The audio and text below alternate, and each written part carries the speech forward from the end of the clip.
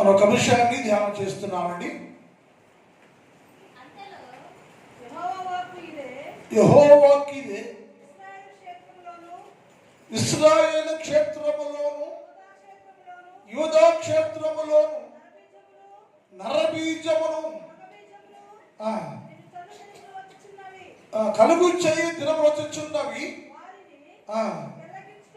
పెళ్ళగచుటకును పదలోయుటకును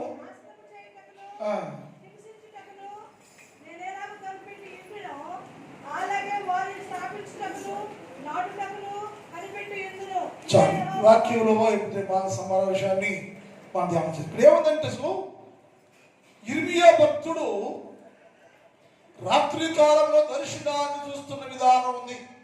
దాని వదిలేశారు మా వాళ్ళు. యిర్మీయా భక్తుడు రాత్రి వేళలో దర్శనాన్ని చూస్తున్నాడు. ఆ దర్శనం ఏముందంటే ఇశ్రాయేలు క్షేత్రముల వారు యూదా క్షేత్రముల జనం వెళ్ళగొట్టబడ్డారు, నరికి వేయబడ్డారు. అయితే వారు మనం తిరిగి యూదా క్షేత్రములోనికి యెరూషలేము క్షేత్రములోనికి తిరిగి వస్తున్నట్లుగా ఆ దర్శనం చూశాడు. మేలుకున్న వెంటనే యిర్మీయా భక్తుడు దేవుడితో మాట్లాడటం ప్రారంభించాడు. దేవా, నీవే స్వయంగా వారిని యూదా క్షేత్రములో నుంచి యెరూషలేము క్షేత్రములో నుంచి నరబీజము లేకుండా పశు బీజము లేకుండా మొత్తాన్ని ఖాళీ చేసి వారందరినీ బబులోను చెరకి పంపించావు కదా, మనందరూ వెళ్ళిపోయారు అని ఎందుకు చేశారంటే ఆయన చెప్పాడు, వారు నా ప్రేమను గుర్తించలేదు అన్నాడు. వారు నాకు విశ్వాసఘాతకులుగా విశ్వాసం లేని వారిగా ఉన్నారు, అందుకని వారిని వెళ్ళగొట్టాను. రెండోది వారిని నరికి వేశాను, పెళ్ళగించేశాను, పెరికి వేశాను, వాళ్ళ కొమ్మలు విరిచేశాను అన్న విషయాలు జ్ఞాపకం చేశాను. అయితే ఏమిటంటే తిరిగి మనం రప్పిస్తాను అన్నాడు. ఈ ప్రశ్న కూడా యిర్మీయా దేవుడిని అడిగాడు. దేవుడు, నీవే కదా వారిని వెళ్ళగొట్టావు, వెళ్ళగొట్టేశావు, విరిచేశావు, నరబీజమే లేకుండా అక్కడ ఎవరు లేకుండా యెరూషలేము క్షేత్రాన్ని యూదా క్షేత్రాన్ని ఖాళీగా ఉంచావయ్యా అంటే యేసయ్య అన్నాడు, వారికి విశ్వాసం లేకపోయినా ప్రేమ లేకపోయినా నా మీద తిరుగుబాటు చేస్తున్నా నేను వారిని ప్రేమిస్తూనే ఉన్నాను. వారి పట్ల దయ కనికరాన్ని కలిగి ఉన్నాను అని చెప్పాడు. ఎవరిని కనికరమయ్యా అని యిర్మీయా దేవుణ్ణి అడిగాడు. ఆయన చెప్పాడు, వారు చూశాను నేను, వారు వెళ్ళగొట్టిన తర్వాత విరిచివేసిన తర్వాత బబులోను చెరలోకి వెళ్ళిన తర్వాత వారికి నాతో వేరైపోయినప్పుడు, నేను వారు వేరుగా ఉన్నప్పుడు నా విలువేమిటో యూదా వారికి ఇశ్రాయేలు వారికి అర్థమైందయ్యా. అప్పుడు వారు మొరపెట్టడం ప్రారంభం చేశారు. దేవో, అనేక సార్లు నీకు వ్యతిరేకంగా నీకు వేరుగా మేము పాపం చేసావయ్యా, తిరుగుబాటు చేసావయ్యా, నీ ప్రేమ గుర్తించలేదయ్యా, మేము నీ ప్రేమను నిర్లక్ష్యం చేసావయ్యాను, నీ ప్రేమను తోసివేసావయ్యా మేము. అందువల్ల మాకయ్యో ఈ పరిస్థితి ఏర్పడిందయ్యో, దయచేసి క్షమించయ్యో, మన్నించయ్యో, తిరిగి మమ్మలను యూదా క్షేత్రంలోకి తీసుకురా ప్రభు, మా పాపాలను క్షమించయని అక్కడ వారు పశ్చాత్తాపడుతూ ఉండారు. ప్రతి మనిషిలో, క్రైస్తవుల్లో, యూదుల్లో ఎవరైనా సరే ఎక్కడ తప్పు చేశాం, ఎక్కడ పాపం చేశాం, ఎక్కడ దేవుని వ్యతిరేకం ఉన్నాం గ్రహించి వారు పశ్చాత్తాపడ్డప్పుడు వారి పాపం మీద క్షమాపణ కలిగి దేవుని కనికరాన్ని పొందే వారుగా ఉంటారని లేఖనాల్లో రాయబడి ఉంది. ఇశ్రాయేలు అక్కడ వారు పశ్చాత్తాపడుతుంటే ఏడుస్తుంటే అన్నాడు, అయ్యా నేను కనికరం పడ్డాను వారి మీద, తిరిగి రావాలని నేను యిర్మీయా తిరిగి రావాలని వారు ఎదురు చూస్తున్నాను, వారి కోసం తిరిగి అడిగాడు, నీవే కదా వేసేవాళ్ళని, నీవే విడిచేసేవాళ్ళని, ఇంత ప్రేమ ఏంటంటే నీ తండ్రిని యజమాని నేను, తండ్రిని యజమాని కనుక వారిని ఎల్లప్పుడూ కోపించేవాడను కాదు, ప్రేమించే దేవుడు నేను, నా ప్రేమ శాశ్వత కాలం ఉంటుందయ్యా అని చెప్పారు. ఎందుకయ్యా నిలదీసుకోమంటే అక్కడ వారు అంగలారుస్తున్నారు అని చెప్పాడు. ఏముంది అంగలార్చారంటే 80వ కీర్తన 3వ చదువుదాం. 80వ కీర్తన 3వ వచ్చి చదువుదాం. దేవా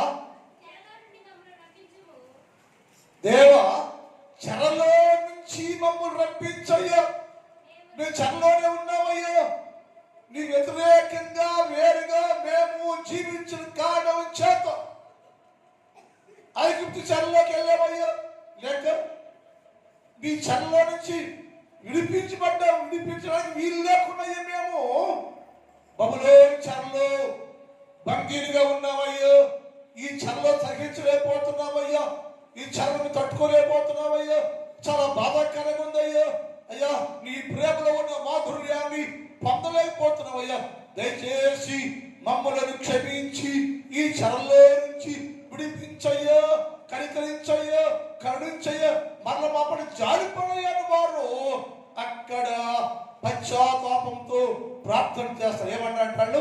దేవా చెరలో నుంచి మమ్మలను రప్పించుము, మేము వచ్చి మరలా యథాస్థితి రక్షణ కవచాన్ని కలిగినట్లుగా సహాయం చేయి ప్రభువా అని వారు మొరపెట్టడం ప్రారంభించారు.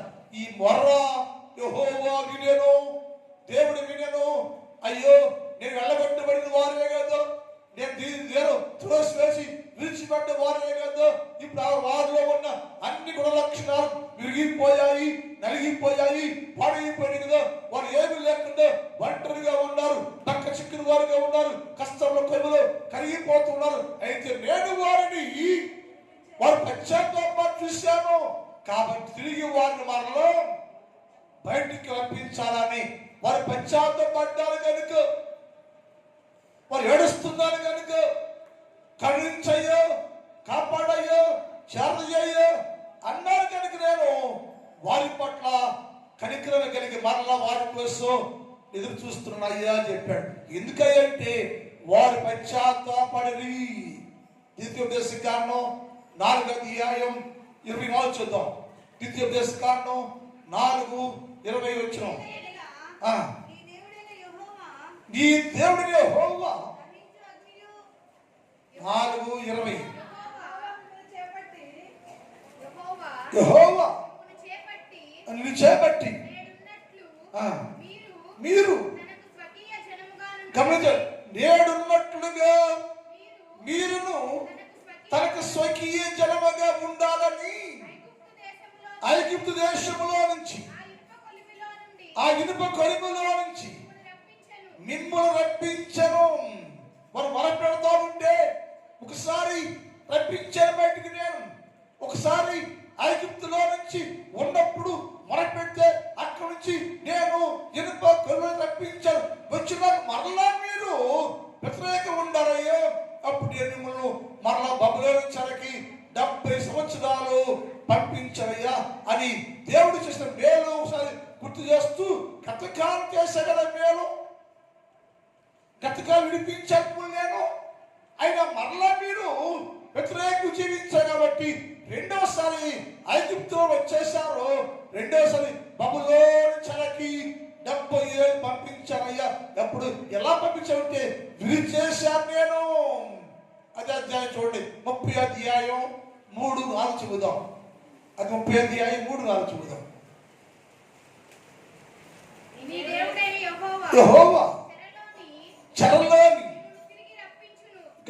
ఈ దేవుడు యెహోవా చెరలో ఉన్న మీరు, బైబిల్ చెరలో ఉన్న మిమ్మల్ని నేను తిరిగి రప్పిస్తాను.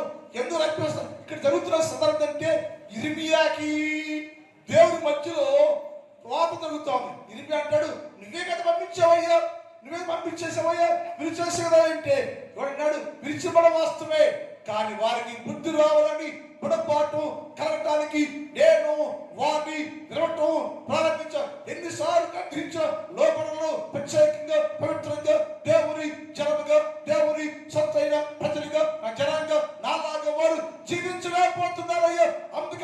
విరిచేశాను నేను. కానీ అక్కడ వారు పశ్చాత్తాపడుతున్నారయ్యో. వాక్యం ఉంటుంది, మిమ్ములను యెహోవా చెరలోని మిమ్ములను తిరిగి రప్పించును, ఆయన మిమ్ములను కరుణించను. యెహోవా ఏ ప్రజల్లోకి తోలేశానో, ఏ ప్రజల్లోకి వెళ్ళగొట్టానో, ఏ ప్రజలకు విరిచేశానో వారి మధ్యలో నుంచి తాను ఇప్పుడు మిమ్మల్ని మరలో సమకూరుస్తున్నాను నేను. ఏ ప్రజల్లోకి నేను వెళ్ళగొట్టేశాను, ఏ ప్రజల్లోకి త్రోసేశాను, ఏ ప్రజల్లోకి విరిచేసి విసిరేశాను, అదే ప్రజల్లో నుంచి నేను మిమ్మలను మరలా తిరిగి కనికరము, దయ, జాలి కడిగి మిమ్మలను మరలా సమకూరుస్తున్నానని చెప్పేసి ఎక్కడికంటే పాడైనటువంటి యెరూషలేము క్షేత్రంలోనికి, యూదా క్షేత్రంలోనికి, మరలా మిమ్మల్ని ఖాళీగా ఉన్న దేశంలోకి మరలా మిమ్మల్ని అందరినీ కూడా నేను సమకూర్చి సంతోషాలతో నింపబోతున్నానయ్యా. అంత మాత్రమే ఎందుకు ఎలగొట్టేవయ్యా ఆయన. ఇంత మాత్రం ఎంత కలపడంటే అదేనా చేసే ప్రేమ అంటే. నా ప్రేమ అదేనయ్యా. వాళ్ళ పొరపాటు రావాలి, జ్ఞానం కలగాలి. శిక్షించాను, హింసించాను, అది శిక్షించకపోతే ఇంకా వారు తిరుగుబాటుగా ఉండేవారయ్యా. అందుకని నేను వారు విరిచేసా, అహాన్ని విరిచేసా, గర్వాన్ని విరిచేసా, తిరుగుబాటుని విరిచేసా, నేను అహంకారాన్ని విరిచాను కాబట్టి వారు పశ్చాత్తపడుతూ ఉన్నారు. అది నాకు నచ్చిందయ్యా. అంటే భూలోకి ఏ వ్యక్తి అయితే తను ఏం చేస్తారో గ్రహించుకొని పశ్చాత్తాపతులు ఉంటారో వారి పట్ల యేసు ప్రభువు వారు కనికరాన్ని, దయను కలిగి వారిని విడిపించేవాడిగా ఉంటారని లేఖనాలు రాయబడి. అందుకే ఏంటంటే నేను వారిని తిరిగి మరలా సమకూర్చి రప్పించేస్తారయ్యా. ఎక్కడికయ్యా అంటే యూదా క్షేత్రంలోనికి, యెరూషలేము క్షేత్రంలోనికి ఏ ప్రజలు వెళ్ళిపోయావో ఆ ప్రజల్లో నుంచి నేను అందరూ చూస్తూ ఉండగా, అందరూ ఎలా చేస్తుండగా ఆ ప్రజల మధ్యలో నుంచి నేను మిమ్మల్ని బయటికి తెస్తానయ్యా అన్నాడు. ఎక్కడ చేస్తావంటే వారిని సమకూరుస్తాను.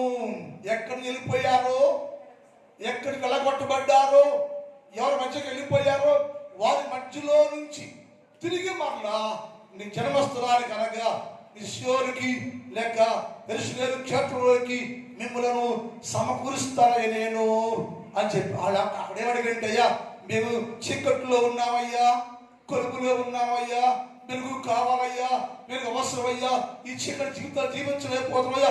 బబులోను అంటే చీకటి అయ్యా, బబులోను అంటే చీకటి సంబంధమయ్యా. చీకటి జీవితాన్ని మేము జీవిస్తూ చీకట్లో నగ్గిపోతున్నామే, వెలుగు ప్రకాశం చేయవయ్యా అన్న. 4వ కీర్తన 6 చదువుదాం.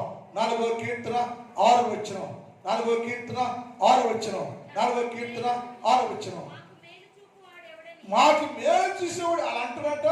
ఐగుప్తులో బబులోను అంటున్నారంట, వచ్చారా మీరు, మీ దేవుడు తోసేసాడు అబ్బాయి, మీ దేవుడు తోసేసాడు, వెళ్ళగొట్టేశాడు, వెలగొట్టేశాడు, మీ దిక్కేది ఇంకా ఎవరు సహాయం చేస్తారు మీకు, ఎవరు మేలు చేస్తారు మీకు అని ఆ దేశంలో ప్రజలు మమ్మలను చదువు మాకు మేలు చూసేవాడని అనేవారు అనేకులు.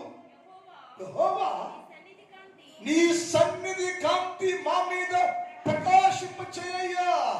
ఎక్కడైతే అవమానపరచబడుతున్నామో, ఏ దేశం ప్రజలైతే మమ్మల్ని అవమానపరుస్తున్నారో, ఏంటి దేవుడే అని ఎవరు సహాయం చేస్తాడు మీకు? వెలగొట్టుకు ఆయనే కదా, వెలగొట్టుకు ఆయనే కదా.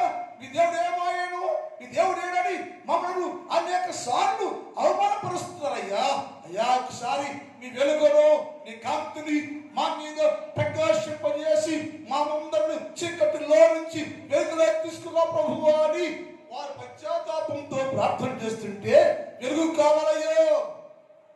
బబులోని చీకటి మాకు, బబులోని చీకటి సంబంధం అయ్యో, వెలుగు దగ్గర నుండి వెలుగుందయ్యా, నీతో ఉంటే వెలుగు సంబంధులుగా ఉంటామయ్యా, నీతో ఉంటే వెలిగించబడే వారు ఉంటామయ్యా, నీతో ఉంటే ఎప్పుడు మేమయ్యా పరిపూర్ణంగా ఉంటామయ్యా అని వారు ఏడుస్తూ ఉంటే నాకు ఇంకో మాట కూడా చెప్పిన వాళ్ళు, అయ్యా వెలుగుతో చెయ్యయ్యా మమ్మలను, అయ్యా బబులోలో ఉన్నామయ్యో, విశ్లేషయ్యే మమ్మలను, ఆ స్థలం అయ్యో చీకటి అయ్యో, ఆ స్థలం అయ్యో అంధకారం అయ్యో, అది పాపం అయ్యో, అది లోకం అయ్యో, అది వద్దయ్యో, అక్కడ వచ్చేసి ఉండలేమయ్యో మేము, దేవా క్షమించే, నీకు వేరుగా ఉండి ఏమి చేయలేము ప్రభు మేము అని వారు ఏడుస్తూ మాట్లాడియారు. మీకా గ్రంథం 7వ అధ్యాయం, మీకా 7:9.